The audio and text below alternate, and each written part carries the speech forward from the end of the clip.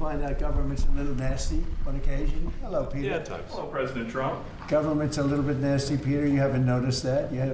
You've had a charmed life, right? You tell me. Very charmed. I think you've had a charmed life. I think what I'll do, if you don't mind, numbers have just come out which are rather extraordinary, and I thought I'd play a tape of one of the people who I've respected over the years, from Joe Kiernan and Rick Santelli. This just came out, and we'll just play that for a second. Personal income is up 0.8%. That is almost triple the expectations. Yeah, I'll tell you that the income numbers, really, for the first 4 months of the year, they're stellar. They're really stellar. I mean, I could go back and look at the first 4 months of many different years. Really very strong numbers, and you're right. This administration is criticized for just about everything under the sun. I've never, ever in my lifetime had glimpses into the politics of an administration in the form of transparency like this one. Why don't we be, give credit where credit is due? Income really shooting up. Rick, I also thought everybody was going to get one last order of imports that were going to be tariffed, and they were loading up on things. How the hell they already fix the trade, or not fix it, but to cut it in half? That's crazy. So there wasn't a lot of front loading of things that they needed before the tariffs hit? Yeah, I'll tell you what, it really does call into question some of the conventional wisdoms. And, it's going to be interesting to see what happens next month when we get this number, or we see some of the other numbers like current account, see how they fared. Because I don't know, I've been watching these numbers a long time. I don't think I've ever seen the trade deficit cut in half in 1 month. Not bad. All right, not bad. Come on, guys.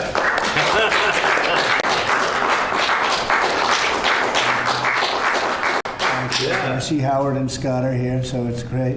You guys want to stand over here? You might as well. You're the ones that help produce those numbers, and it'll only get better. The tariffs are so important, and that's why we were so happy with the decision yesterday where the tariffs continue, because without the tariffs, our nation would be imperiled. We would really be imperiled. I think I can say that with great surety, Scott and Howard. And so we were very happy to get that decision, that big decision yesterday. And today it's about a man named Elon, and he's one of the greatest business leaders and innovators the world has ever produced. He stepped forward to put his very great talents into the service of our nation, and we appreciate it. And I just want to say that Elon has worked tirelessly helping lead the most sweeping and consequential government reform program in generations. And the kinds of things that he's found and his people have found. He's brought a group of very smart people in, and they found things that are pretty unbelievable. I have to say that the numbers that we're talking about are substantial, but they're going to be very much more substantial with time, because many of the things that we're working on right now, we're going to have to remember Elon as we find them, but the numbers could double and triple. Because many things, we don't want to go out with them until we're sure, but we've found things that are unbelievably stupid and unbelievably bad. With the Department of Government Efficiency, Elon's delivered a colossal change in the old ways of doing business in Washington. DOGE has installed geniuses with an engineering mindset and unbelievably talented people and computers. I actually asked Elon one time, what's their primary thing? And they have a lot of primary things, all having to do with being smart. But he said the thing that they're really the best at is working with computers, so that they can't be outsmarted by somebody that's not so honest, that happens to also be good with computers, but not as good as these people. But the mindset in the senior ranks of every federal department, and it's really changed. And with Elon's guidance, they're helping to detect fraud/waste and modernize broken and outdated systems. So as you know, we're talking about various systems and changing systems. And, sadly, it takes a long time to do that. You'll change, let's say, a system at IRS and computerize it properly, where the job can be done in 1/10 the time, but it takes sometimes years to rebuild those systems. But we've started, in many cases, I will say that this has less to do with Elon, but the air traffic control systems, we're bidding out to the best companies in the world, those systems right now. They were what the previous administration was horrible what they did. They spent billions and billions of dollars, and in the end, it didn't even come close to working. They tried to hook up wire to copper, and it can't be done. And they just spent billions of dollars and just wasted money. Actually made the system much worse. So we're going to get a brand new modern system. Congress is working with us on that, and we're going to get it done as quickly as we can. But it's in the works, and once it's done, it'll be good for 30 years. But we have a system that's 48 years old and would have a modern computer hooked into a very outdated computer, and they don't hook up. I mean, they didn't hook up. So after spending billions of dollars, they turned on the system, and in never any cases, from local to countrywide, they never worked. More than 75,000 bureaucrats have voluntarily left their taxpayer-funded jobs to come out and really do the job. Countless wasteful and unnecessary contracts have been terminated, and you know that we have terminated many contracts, and many contracts, Elon, are right now being looked at, and it may be 6 months, it may be almost a year in some cases. We're going through procedures, we're going through courts, and we'll remember you as we announce billions of dollars of extra waste, fraud, and abuse. Just as an example, DOGE canceled $101 million for DEI contracts at the Department of Education, $101 million, and that was just a small section of the Department of Education. $59 million for illegal alien hotel rooms in New York City, and the landlord never made the kind of money that he made in the last short period of time. $59 million to a hotel in New York City, $45 million for diversity, equity, and inclusion scholarships in Burma. In Burma, does anyone know about Burma? $42 million for social and behavioral change in Uganda. $40 million to improve the social and economic inclusion of sedentary migrants. I can say it's $2 billion to Stacey Abrams and her environmental movement. There was $100 in the account, and all of a sudden they found $2 billion in the account. And I assume that's being looked at. I don't know. I'm not sure, but I assume that's being looked at. Think of that, $2 billion. And then Lee will tell you there's another one over there for $20 billion being spent on another environmental question. $20 billion, not 20 million, a lot, not 200,000, which is a lot. So think of it, in her case, you have $100, and now all of a sudden she gets hit with an infusion of $2 billion just before I take office. $20 million for Arab Sesame Street in the Middle East. Nobody knows what that's all about. Nobody's been able to find it. $8 million for making mice transgender. So they spend $8 million on making mice transgender. And those are better than many of the others. I could sit here all day and read things just like that, but we have other things to do. So it's much, much more than just that. We're totally committed to making the DOGE cuts permanent and stopping much more of the waste in the months to come. We want to get our great, big, beautiful bill finished and done. After that, we put some of this into the bill, but most of it's going to come later. We're going to have it cauterized by Congress, affirmed by Congress. In some cases, we'll make cuts. In some cases, we'll just use it in a different layer to save the money. But it's hundreds of billions of dollars. DOGE has also fully modernized the federal retirement process and continues to work very hard on the IRS modernization. But we're taking that over with DOGE. Many of the DOGE people, Elon, are staying behind, too, so they're not leaving.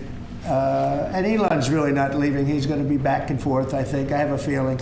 It's his baby, and I think he's going to be doing a lot of things. But Elon's service to America has been without comparison in modern history. He's already running one of the most innovative car companies in the world. You look at his factories and compare them with some of the old factories we have, and it's a big difference. And the most successful space company, and I guess in history you would have to say the largest free speech platform on the internet, etc. Yet Elon willingly, with all of the success, he willingly accepted the outrageous abuse and slander and lies and attacks because he does love our country. I know that very much. He loves our country. He comes from another country, a country that's going through trials and tribulations, I would say. But he's all about the USA, and Americans owe him a great debt of gratitude. So I just want to thank Elon for his time as a special government employee. Can you imagine? They call him an employee, but it's a special government employee, and for coming and helping us. And he really has changed the mindset of a lot of people. A lot of people thought, maybe we'll cut 1% or 2% or 3%. Then they said, wow, we can cut a lot more than that. And we're going to do it very surgically. We're going to continue on the march. We're making America great again. When I was in Saudi Arabia, and we were in, as you know, 3 really great countries, predominantly the 3.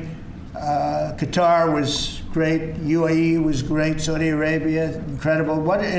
Such an incredible experience to be in those 3 countries. But the Crown Prince of Saudi Arabia, and I must tell you, the great leaders of the other 2 that we just mentioned, they all said the same thing, that the United States is the hottest country right now anywhere in the world. And 6 months ago, we thought it was dead. It was like a dead country. And it would have been a dead country if we didn't have the right result on November 5th. There would have been a horrible, horrible situation was going on with the borders, with transgender for everyone, men playing in women's sports, and so much more. But they were saying the hottest country anywhere in the world. And then I played that little clip because I was one person who's respected, or 2 people, because Joe was in that one too. Joe's a good man. But that was one group of people saying something about the success of what we've done over the last 4 months. They cannot believe it. In the one case, they said they've never seen anything like it as long as they've been doing what they've been doing. They've been doing it for a long time. So I want to thank Elon for helping. And again, the United States right now is the hottest country anywhere in the world. There's no country as hot, and we're doing really well. We came, when I left, we had no wars, we had no problems, we defeated ISIS, we rebuilt our military, and we had no inflation. And when I came back, we had a lot of inflation. We had wars all over the place. We had the embarrassment in Afghanistan where we gave up billions and billions of dollars of military equipment, the most embarrassing moment in the history of our country, I believe. I believe that strongly. We have Russia with Ukraine. We had the attack on Israel in October, the horrible attack, October 7th. Horrible, horrible attack. Nobody's ever seen anything like it. And now we have something where we're really healing a lot of that. We stopped India and Pakistan from fighting. I believe that could have turned out into a nuclear disaster. And I want to thank the leaders of India, the leaders of Pakistan, and I want to thank my people also. We talked trade. And we said we can't trade with people that are shooting at each other and potentially using nuclear weapons. And they're great leaders in those countries, and they understood, and they agreed. And that all stopped, and we're stopping others from fighting also, because ultimately we can fight better than anybody. We have the greatest military in the world. We have the greatest leaders in the world. We put one of them in charge of the Joint Chiefs of Staff, as you know, General Raisin Kane. And we wiped out ISIS, completely wiped out ISIS in 3 weeks. They said it would take 5 years, and we did it in 3 weeks. And that's the way it is. But we don't want to have to use our military. We want to be peace through strength when we can. And that's the way we're going to have it. So I just want to thank Elon and all of his people. Most of those people are staying. Almost all of them are staying, and they're going to be with us. And you're going to see the results coming long into the future. Even a year and 2 years later, you're going to see a lot of the results, and those hundreds of billions of dollars are going to be adding up, and they're going to continue to add. It'll be interesting, really interesting to see what the final number is going to be. But again, Elon gave an incredible service. Nobody like him, and he had to go through the slings and the arrows, which is a shame because he's an incredible patriot. The good news is that 90% of the country knows that, and they appreciate it, and they really appreciate what he did. And I gave him a little special something we have here. Thank you. A very special that I give to very special people. I have given it to some, but it goes to very special people, and I thought I'd I'd give it to Elon as a presentation from our country. Thank you. Thank you, Elon. Thank you. Take care of yourself. Thank you. You see the lock. The lock on this is amazing. That's right. Large lot. Well, let me say perhaps a few words that this is not the end of DOGE, but really the beginning. My time as a special government employee necessarily had to end. It was a limited time thing. It's 134 days, I believe, which ends in a few days. So that, it comes with a time limit. But the DOGE team will only grow stronger over time. The DOGE influence will only grow stronger. I'd liken it to sort of Buddhism. It's like a way of life. So it is permeating throughout the government, and I'm confident that over time we'll see $1 trillion of savings and a reduction in $1 trillion of waste and fraud reduction. The calculations of the DOGE team thus far, in terms of an FY25 to FY26 delta, are over 160 billion, and that's climbing. We expect that number will probably go over 200 billion soon. So I think the DOGE team is doing an incredible job. They're going to continue doing an incredible job, and I'll continue to be visiting here and be a friend and advisor to the president. And I look forward to times being back in this amazing room. By the way, isn't this incredible? Look at this incredible. It's stunning. I think the way that the Oval Office, how the president has just completely redone the Oval Office is beautiful. I love the gold on the ceiling. Thank you. It's pretty nice. Yeah. That's been there a long time. That was plaster. Nobody ever really saw it. They didn't know the eagle was up there, and we highlighted. It's essentially it's a landmark, a great landmark, and that's 24 karat gold, and everybody loved it, and now they all see it when they come in. So it's been good. The Oval Office finally has the majesty that it deserves, thanks to the president. So I look forward to continuing to be a friend and advisor to the president, continuing to support the DOGE team, and we are relentlessly pursuing $8 trillion in waste and fraud reductions, which will benefit the American taxpayer. That's it, really. Thank you, Mr. President. Thank you. All right. Great job. Thank you. Thank you, President Trump. The president mentioned that you had to deal with all the slings and arrows during your time at DOGE. There's this. Well, some of the people, some of the media organizations in this room are the slingers. Well, so there is a New York Times report today that accuses you of blurring the line between. Is the New York Times, is that the same publication that got a Pulitzer Prize for false reporting on the Russiagate? Is it the same organization? I got to check my Pulitzer counter. It is. I think the judge just ruled against the New York Times for their lies about the Russiagate hoax, and that they might have to give back that Pulitzer Prize. That New York Times. Let's move on. Okay, then Next question. Trump, I got one for President Trump.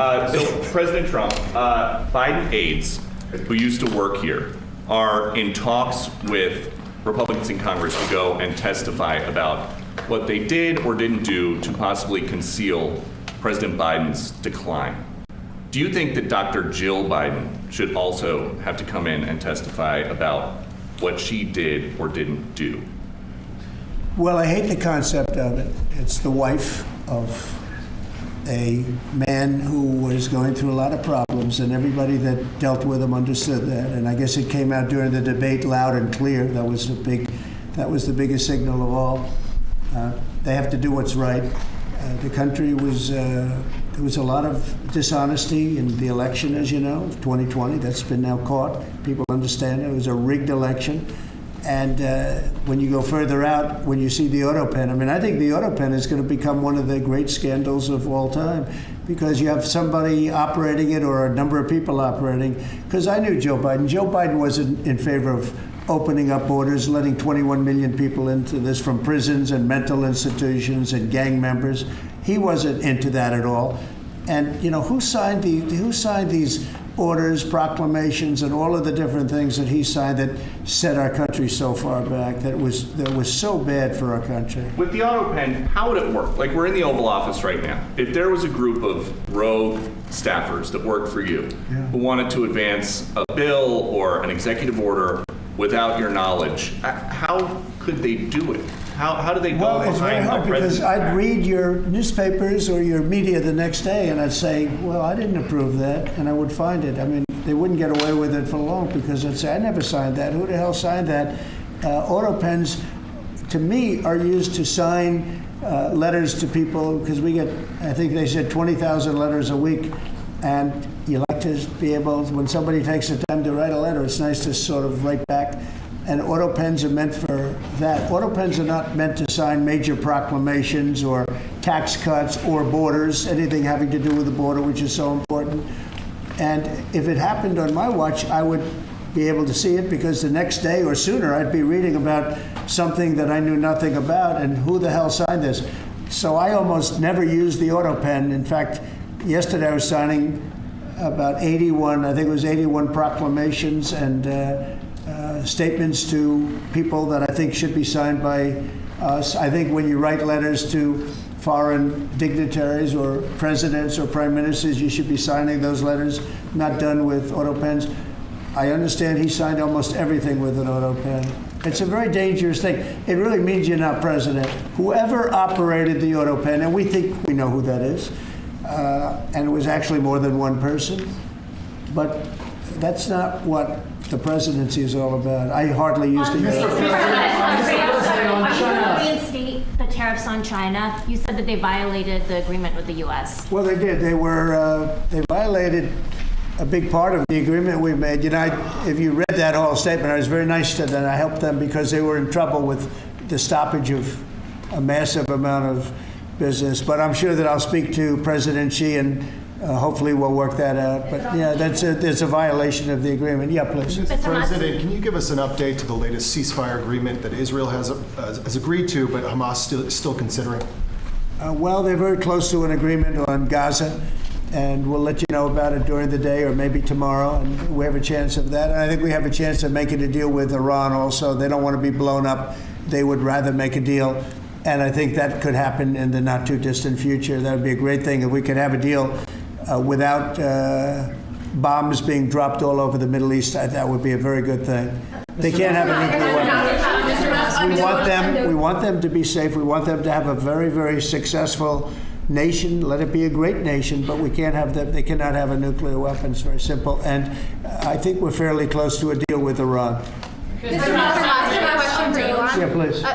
You said just now that you look forward to being a friend and advisor to the president. So do you expect to continue advising the president and DOGE informally, or are you going to sort of shift your focus entirely to your companies? Well, I expect to continue to provide advice whenever the president would like advice. I hope so. I mean, I expect to remain a friend and an advisor, and certainly if there's anything the president wants me to do, I'm at the president's service. Mr. Musk, on DOGE, you said that there was $1 trillion promise for cuts from DOGE. Yes, I think we do expect over time to achieve the $1 trillion. But what have you found in your time here was the biggest roadblock to getting those cuts? Was it the cabinet, or was it Congress, or something else? What was the biggest roadblock from your work? It's mostly just a lot of hard work. It's really not any one person or Congress. It's going through really millions of line items and saying just each one of them makes sense, or does not make sense. Obviously, at times when you cut expenses, those who are receiving the money, whether they're receiving that money legitimately or not, they do complain. And you're not going to hear someone confessing that they received money inappropriately. Never. They're going to always say that they received money appropriately for an important cause. Naturally, that's what you'd expect. So we just have to. It's just a lot of work going through the vast expenses of the federal government and just really asking questions. What's this money for? Are you sure it's actually being used well? Many times we can't even find anyone who defends it. So for a lot of the expenses, there is actually no defender at all. And then we have to just go work through the process of stopping the spending, where there's often literally no defender. Nobody even knows why the money's being spent. It's truly absurd. I mean, we find situations where there are millions of software licenses with 0 people using them. 0. Exactly. This is the quizzical expression. You're like, surely, if there's millions of software licenses, someone should be using them. No, and then we've got to go through the process of saying, okay, look, if no one's using the software, we need to terminate this software license agreement. That's everywhere in the government, by the way. Mr. Musk, what do you think would be easier, colonizing Mars or making the government efficient? It's a tough call, but I think colonizing Mars and making life multi-planetary is harder. And as I said, we do expect to achieve over time the $1 trillion of savings. We can't do it in like a few months, but if you say by I think the official end of DOGE, which the president may choose to extend, is the middle of next year. Say by the middle of next year, with the support of the president and Congress, could we achieve $1 trillion of savings? I think so. We're on track to do so. Do you have faith that Congress is going to? Mr. Musk. Go ahead. Thank you, Mr. President. You had mentioned earlier in the week that DOGE had become a whipping boy, and as the president mentioned, you went through a lot to go through this process. Yeah. Was it worth it for you, and what would you change? Yes, so what we found was happening was that if there were any cuts anywhere, then people would assume that was done by DOGE. And so we became like essentially the DOGE boogeyman, where if so any cut anywhere would be ascribed to DOGE. A friend of mine's daughter, who's at law school at Georgetown, thought that DOGE had cut the Senate, internships the legal internships for the Senate, and we have nothing to do with that. So if they have been cut, it's not to do with us, just as an example. So, it just became a bit ridiculous where any cut anywhere was somehow DOGE, and including things that made no sense, and we would agree made no sense. There are many things that occur in the government because it's the banal evil of bureaucracy. It's sort of the frankly largely uncaring nature of bureaucracy. It's as the great Milton Friedman said, money is spent most poorly when it is someone else's money being spent on people you don't know, and that's how federal spending is. And then you can't really even blame the individuals because the way the government works is complaint minimization. So when you do when someone within the government tries to stop money being spent, there's usually someone that complains. And then their manager will say, it's not worth the trouble, just pay it anyway. That happens over and over again. So was it I think it was an important thing. I think it was a necessary thing, and I think it will have a good effect in the future. Thank you, President Trump. This week there was a video on board a plane that showed the First Lady of France slapping her husband, Emmanuel Macron. Do you have any world leader to world leader marital advice? Make sure the door remains closed. That was not good. No, I spoke to him, and he's fine too. They're fine. They're two really good people. I know them very well, and I don't know what that was all about, but I know them very well, and they're fine. What do you think about the Democratic Party plan to avoid being swept in every battleground state again by spending $20 million to study how to speak to American men? Well, they spent 2.8 billion.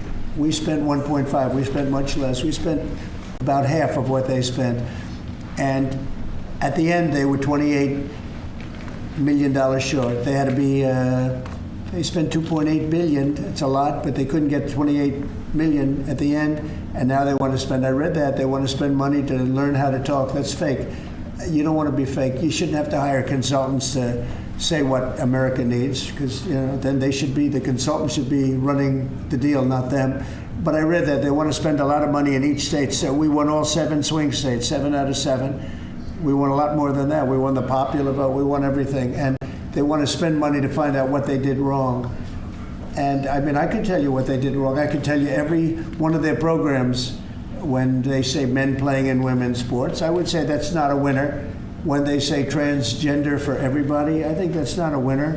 When they say open borders so the entire world population of criminals can pour into our country, I don't think that's a winner. I mean, I just gave them that for free. But I don't know if they'll change their ways. I see them all the time. I see people that I know in Congress, Democrats, they're trying to justify some of the things I just said. You can't justify them.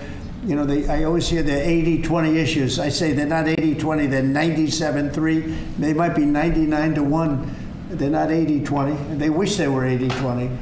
And they're wasting a lot of money if they're going to continue with that nonsense. And this one's a little bit more of a page 6 question, but back when you hosted The Apprentice, you mentioned once in 2012 that Diddy was a good friend of yours back then. He has since found himself in some very serious legal trouble. Yeah, that's true. Would you ever consider pardoning him? Well, nobody's asked. You had to be the one to ask, Peter, but nobody's asked. But I know people are thinking about it. I know they're thinking about it. I think some people have been very close to asking. First of all, I'd look at what's happening, and I haven't been watching it too closely, although it's certainly getting a lot of coverage. I haven't seen him. I haven't spoken to him in years. He used to really like me a lot, but I think when I ran for politics, that relationship busted up. From what I read, I don't know. He didn't tell me that, but I'd read some little bit nasty statements in the paper all of a sudden. It's different. You become a much different person when you run for politics and you do what's right. I could do other things, and I'm sure he'd like me, and I'm sure other people would like me, but it wouldn't be as good for our country. As we said, our country's doing really well because of what we're doing. So it's not a popularity contest. So I don't know. I would certainly look at the facts. If I think somebody was mistreated, whether they like me or don't like me, it wouldn't have any impact on me. Mr. President, on the Big Beautiful Bill, would you like to see the Senate build in some support for your tariffs on the Big Beautiful Bill, or should that be a standalone bill? I have great support on the tariffs. I mean, I was so honored that we got that ridiculous stay lifted, because that would have taken away presidential power. It would have taken away everything that was granted by the founders. It would have been a terrible thing. And it would have, most importantly, would have left us vulnerable. We have a lot of countries that use tariffs on us and use them viciously, actually, viciously. And if we didn't have the power to use tariffs on them, and instantly, not when you go back to Congress and try and get hundreds of people to agree on something, that would take months to get just one simple proclamation. If we didn't have the power to counteract their powers, you wouldn't have a country left. We have to act fast. We have to be fast and nimble, as they say. And that was a really great moment, I think, yesterday when that stay was lifted. And hopefully now we'll go to court and just win that battle. Because if we don't have the power to do what they're doing to us, we are going to be a great nation no longer. Elon Musk was once idolized by folks on the left in this country before joining your administration. Now he's considered a hero by conservatives. Why do you think this man, what he's done in American life, has been so politicized? Does it only have to do with you? His life has been amazing. I mean, I look at so many different things. I look at that rocket being, guided back into position. I've never seen that before. I thought it was a space movie. I thought it was a movie. You look at what he's done in terms of communication. It's been unbelievable. So many different, even tunnels going underground, not having to go through all the process of going, he's got a company that does that. He's got so many different companies. Starlink, as an example. He saved a lot of lives, probably hundreds of lives in North Carolina. I don't even know if you remember, but I called you. They needed Starlink in North Carolina. And I didn't know what the hell Starlink was. I said, what is it? Who owns it? He said, do you know Elon Musk? I said, yeah, I happen to know the gentleman. This was before his government stay.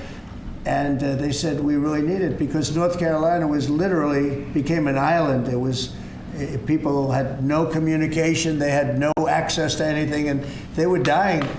And I called up Elon, and you can't get it because it's so successful. It's very hard to get. And he had so much of it brought over there, and they told me it was unbelievable. It saved a lot of lives. So, he's just done a lot of things. I don't think he gets credit for what he's done.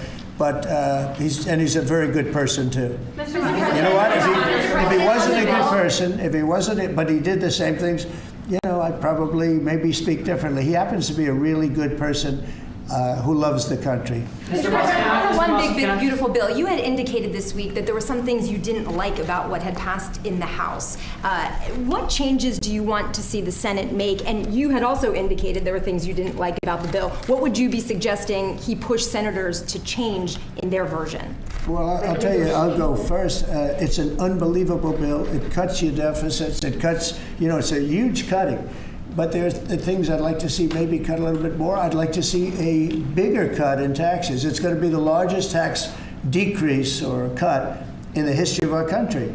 I'd like to see it get down to an even lower number. I was shooting for a slightly lower number. I would have liked to have done that. But with all of that being said, when you look at the tax cut and the fact that the original tax cut, which made us so successful, we had the most successful 4 years in the history of our country, the economy, and this is going to be even better. And you see that by the reports that came out just yesterday or tonight. I guess they were released this morning at 8 o'clock.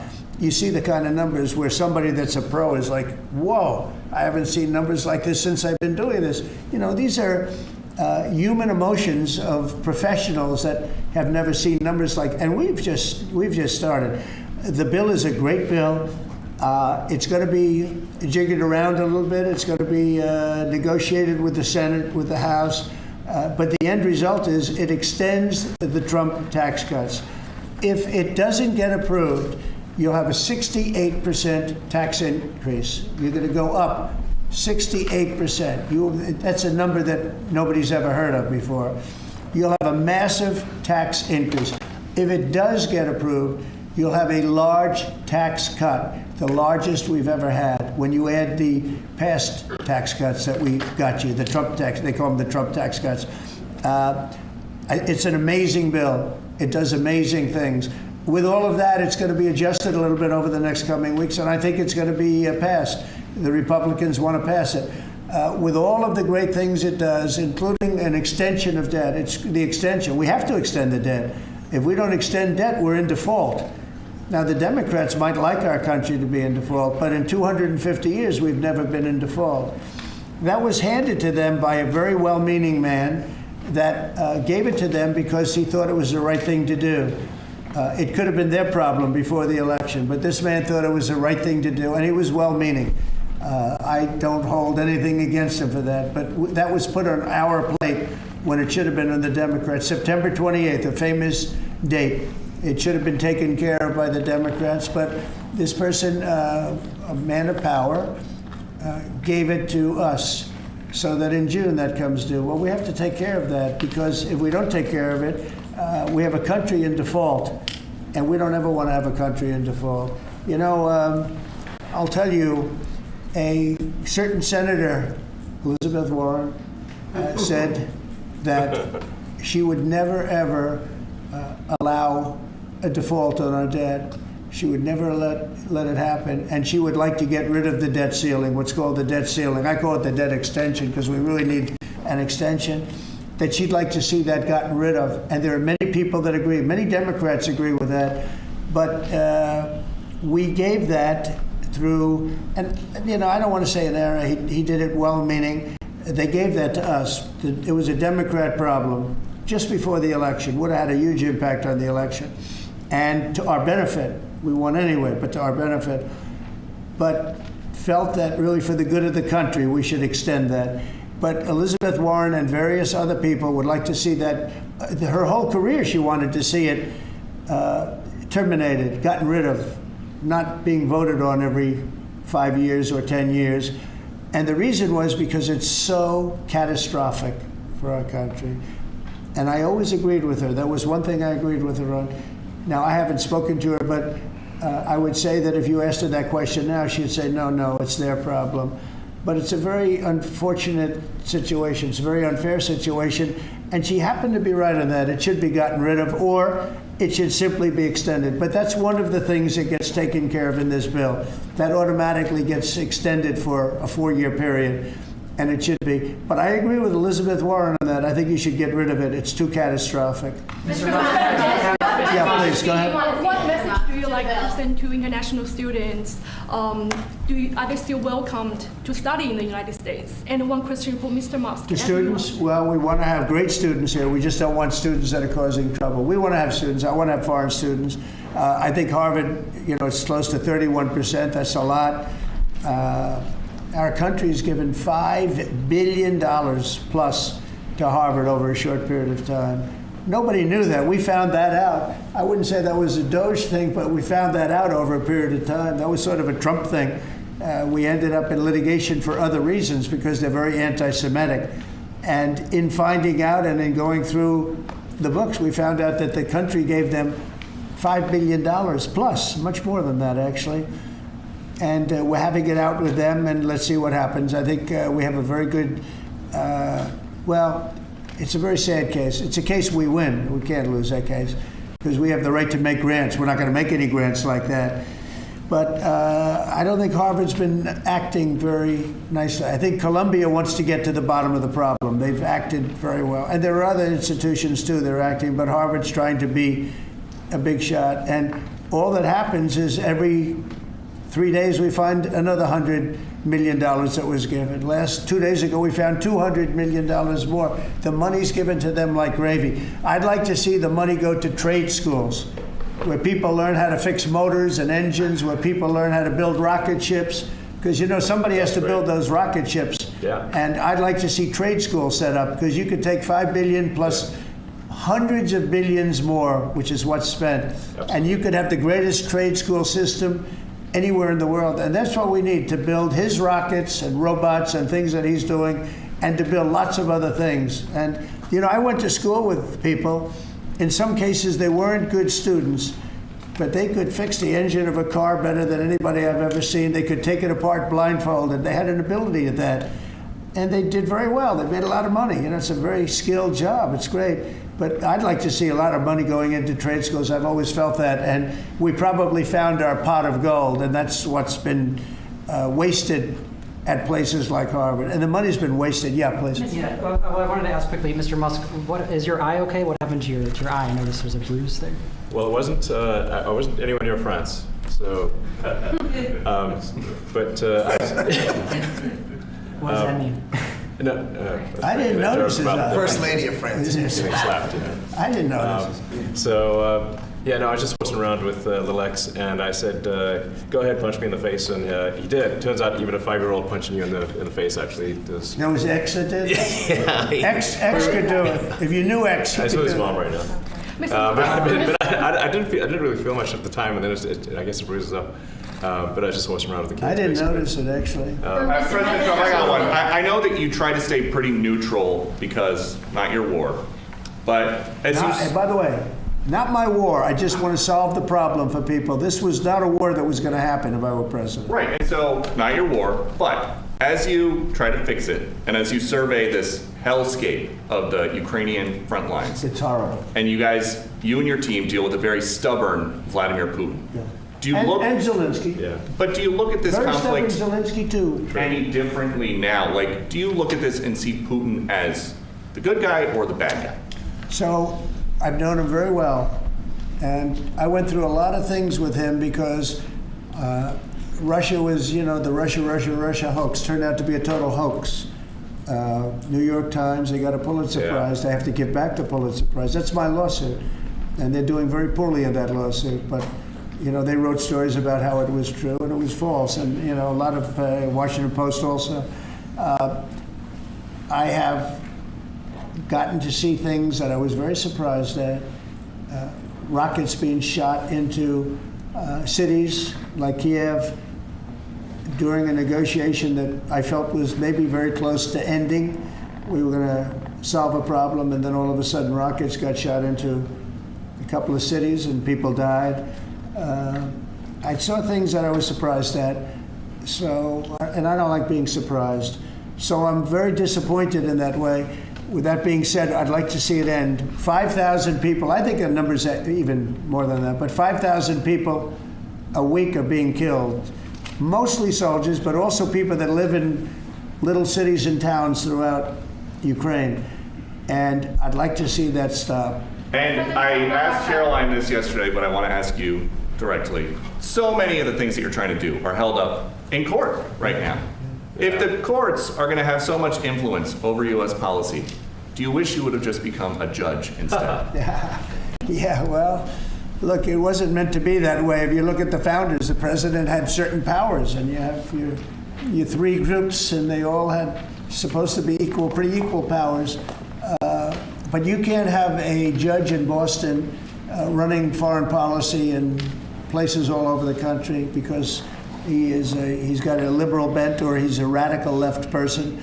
That's what the executive branch is for, and you have checks and balances. But we had millions of people pour into our country, many criminals poured into our country, murderers, mental institutions from all over the world being emptied out into our country. And if we don't get them out and get them out quickly, could lose your country very easily. This is a bad, that anybody would allow this to happen to our country. You know, with all of the things, we took over inflation, we took over some wars, we took over a lot of problems that didn't exist when I was president. None of it existed. We wiped out ISIS. Other than that, we had no wars. Putin was never going to hit Ukraine. Israel would have never been attacked. That attack, as you know, Iran had no money. They didn't have money for Hamas. They didn't have money for Hezbollah. They had no money whatsoever. That wasn't going to happen. All of these things that happened weren't going to happen. You wouldn't have had inflation. So it's very sad when I came back. But the thing that is the hardest is that they allowed 21 million people into our country. And many of those people are stone cold criminals. They moved their criminal population into the United States, and of all the things that are bad, I solved inflation, I believe, already. I got the fuel prices down. The fuel prices came down. That's one of the reasons. They screwed up the energy. They screwed up the cost of gasoline and oil and gas, and you had tremendous inflation, the greatest inflation probably in the history of our country under Biden. And when people said, oh, but the economy was, no, the economy was terrible for the people because they couldn't afford the energy. And the energy brought everything else up. Energy is the big deal. But with all of that, we solved that already. In 4 months, we solved it. $1.99, $1.98 gasoline. First time people have seen that in a long time since my term. But the hardest thing to solve is millions of people pouring into our country, many of whom are criminals. Because remember, these countries are smart. Their leaders are very street smart. They're sending the people that they don't want. They don't want the people that are there, that are law-abiding, that are productive, that are working hard. They want people that are in jails. We have them. They allow them to come in. And I always look to the other side, like, why would somebody do something? In business, I try and study, why would they want to do this? Why would they want to sell it? Why would they want to buy it? One thing I can't figure out is what would an administration, what were they thinking when they allowed millions of people from prisons all over the world, not just from South America, Venezuela, all over the world, from the Congo in Africa, hundreds of people, thousands of people from the Congo, rough prisoners, from Asia, from Europe, rough parts of Europe. Why would they allow them to come into our country? Why would they do that? It's the one thing I can't figure out. And I don't believe it was Joe Biden. I really don't. I mean, look, he's been a sort of a moderate person over his lifetime, not a smart person, but a somewhat vicious person, I will say. If you feel sorry for him, don't feel so sorry because he's vicious. What he did with his political opponent and all of the people that he hurt a lot of people, Biden. And so I really don't feel sorry for him. But he wasn't a person that would allow murderers to come into our country. He wasn't a person that was in favor of transgender for anybody that wanted it, take kids out of families, et cetera, et cetera. So I just don't understand why a thing like this, how a thing like this could have been allowed to happen. Very sad. It's very sad for our country. If I can add something, I think the fundamental moral flaw of the left is empathy for the criminals and not empathy for the victims. Empathy for the criminals, but not empathy for the victims. And there's There's been way too much of that. That needs to stop. To the president's point, there's been immense judicial overreach that is unconstitutional. That was never intended. And it's undermining the people's faith in the legal system. It needs to stop. It's gone too far. Mr. Musk, And just today, we had, just a couple of hours ago, we had a great decision from the Supreme Court, thank goodness, that was very important. We had two important decisions yesterday on the tariffs, because again, we have to be able to fight a fair fight with other countries. Howard, would you say? We have to be able to use tariffs to fight people that use tariffs on us. I mean, if we didn't have that power of tariffs, we would economically be destroyed as a country, because they will destroy us. Other countries will destroy us with unchecked tariffs. We can check them when we have the use. They tried to take that power away from us. And if you take that power away, we're not going to have a country. We won't have an economically viable country. But it's very important on immigration that we be able to get people out without having to go through a long court case. I mean, it was up to some of these judges. Every single one of these millions of people, criminals, prisoners that were let go from jails because they save a fortune when they do. They brought them into the United States. You know what they're saving? The money they're saving? But some of murderers, it's very important that we're able to get those people out of here fast, bring them back to their country where they belong. And those countries take them, because if they don't take them, they have to go through the wrath of the United States, and they take them. But we have judges that don't want that to happen. And it's a terrible thing. That's going through the court system right now, that whole situation.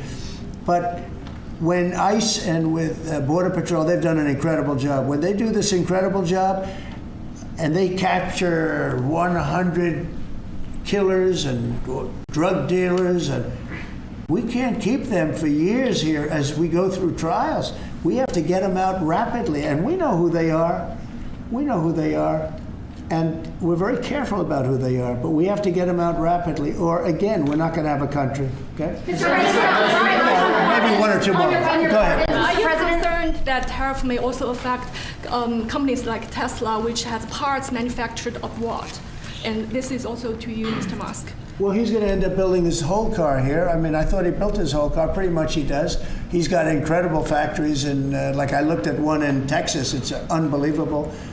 No, all of the manufacturers will build their parts here too. I mean, it used to bother me. They make a part in Canada, a part in Mexico, a part in Europe, and it's sent all over the place, and nobody knew what the hell was happening. I think it's ridiculous. You build a car, make it in America, and I gave them a little leeway on that. Gave them some leeway. But over the next year, they've got to have the whole thing built in America. That's what we want. We want America to buy American-built cars. Thank you very much, everybody. Thank you, Press. Thanks, guys. How was your meeting with Jerome Powell? Thanks, guys. Good meeting. Thank you, guys. It was a good meeting. Are you considering? Thanks, guys. Keep going, keep going, keep going. Thank you. Thanks, guys. Let's go straight out here. Thank you. Thanks, guys. We can come back for the chords. Ray, you want me to take the...